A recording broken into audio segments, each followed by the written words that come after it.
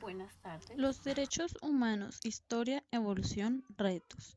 Los derechos humanos se entiende como la facultad que tienen todas las personas para actuar con autonomía e independencia, sin hacer daño a los demás. De igual forma, hace referencia al hecho de exigir los atributos esenciales que se tienen gracias a la condición de ser humano. En el antiguo reino de Babilonia, en el año 539 a.C., Ciro el Grande, quien en ese entonces fue el primer gobernante persa, decretó la libertad de los esclavos, igualdad racial y permitió la libre voluntad religiosa y de creencias. Estos mandatos fueron consignados para ser recordados en un cilindro de barro. Estos derechos se expandieron por Grecia y Roma, y allí se fortalecieron estos derechos y muchos más. Otro hecho que dio un paso más hacia la igualdad de derechos fue en el año 1215, firmado en Inglaterra. Fue la llamada Carta Magna. Este documento se creó con objetivos tanto de un grupo de personas como individuales. Estos fueron: resguardar y defender a los súbditos de la realeza que se encontraban bajo el mandato de Juan I, que imponía su poder de manera injusta y abusiva; restablecer derechos fundamentales como la autonomía que tenía la Iglesia de actuar libremente; proteger a los habitantes de los altos impuestos y permitirles adquirir y heredar propiedades; prohibir a los altos mandos del gobierno hacer mal uso de sus influencias y poder para evitar el soborno y la mala conducta de ellos; progresar en los derechos que respectan a las mujeres viudas, brindándoles la oportunidad de heredar propiedades. Por otra parte, en Estados Unidos, Thomas Jefferson, en el año 1787, redactó la Constitución de este país. Allí se consignan dos temas de gran importancia: derechos individuales y derecho a la evolución. Estos dos derechos fueron bastante aceptados y acogidos por los estadounidenses. De hecho, tuvo tanto impacto que fue un factor para dar inicio a la Revolución Francesa. El 26 de agosto de 1789, en Francia, se dio lugar a la reconocida Declaración de Derechos Humanos y del Ciudadano, lo cual se dio posterior a la Revolución Francesa. Esta lucha generó unos cambios muy importantes en la Constitución de la nueva República Francesa, como lo fue la derogación de la monarquía absoluta, que consistía en la concentración del poder en una persona, bien fuera el rey o la reina, los cuales accedían al poder de forma hereditaria. El 14 de julio de 1789 ocurrió la toma a la prisión de Bastilla, en Francia.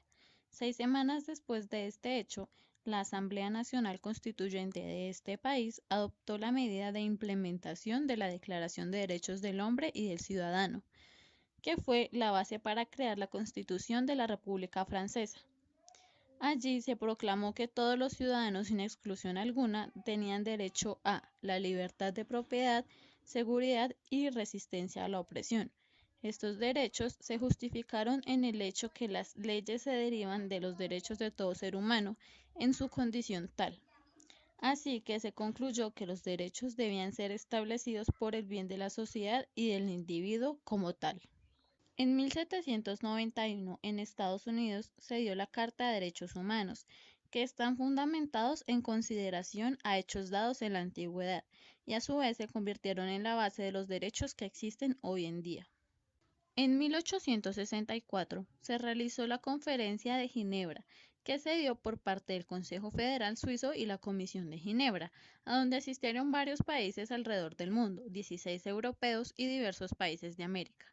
Se trataron varios temas como, por ejemplo, brindar atención médica sin excepción a todo el personal de guerra que se encontrara herido o enfermo, respetar el transporte y equipo médico identificado con la Cruz Roja sobre un fondo blanco, avanzar en el trato solidario que se da en ocasiones de conflicto armado. El 24 de octubre de 1945 se creó la Organización de Naciones Unidas, ONU.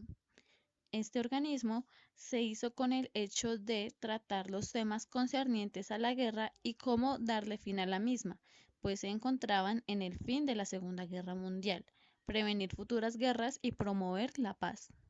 En 1948, la presidenta de la Comisión Nacional de Derechos Humanos, Eleanor Roosevelt, quien fue la representante de Estados Unidos ante la ONU, creó el documento que sería la Declaración Universal de los Derechos Humanos.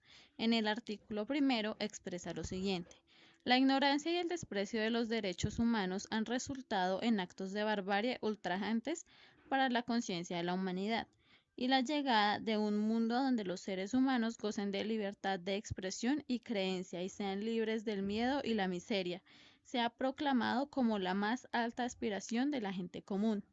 Todos los seres humanos nacen libres e iguales en dignidad y derechos. Muchas personas critican el carácter universal de los derechos humanos, pues argumentan que por esta misma razón son irrefutables y absolutamente verdaderos. De igual manera, indican que son estatutos que han sido impuestos y unificados y han impedido la verdadera libertad y optar por un estilo de vida totalmente independiente y diferente con respeto. Si los derechos están allí desde siempre, presentes en la naturaleza misma del hombre, podemos asombrarnos de que solamente una pequeña porción de la humanidad los haya notado y que haya sido necesario tanto tiempo para advertirlos.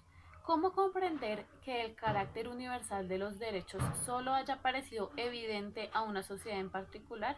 ¿Y cómo imaginar que esta sociedad pueda proclamar su carácter universal sin reivindicar al mismo tiempo su monopolio, o sea, sin pretender su superioridad ante quienes no lo reconocieron?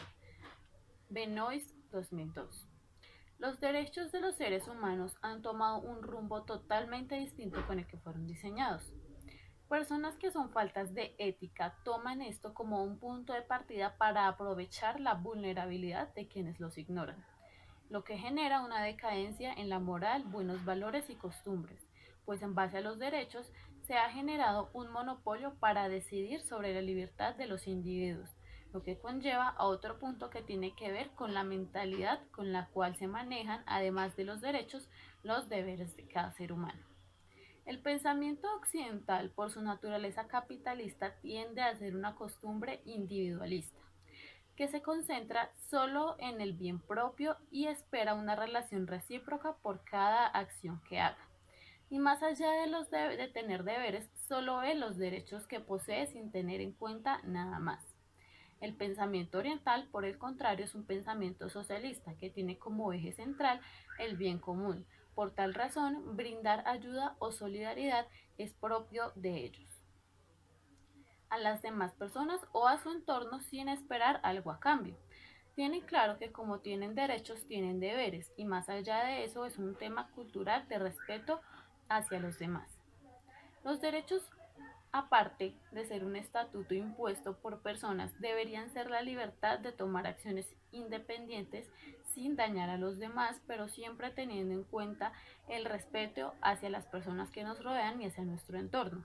Claro está que esto parte desde un punto de vista cultural y de la persona en sí, porque ciertos individuos hacen malas acciones y a su criterio son correctas porque los benefician. Así que partiendo de este punto de vista hay que inculcar más la educación con respecto a las buenas obras que formen una sociedad basada en valores, con ciudadanos íntegros y con moral que siempre tengan en mente el bien común en beneficio de todos.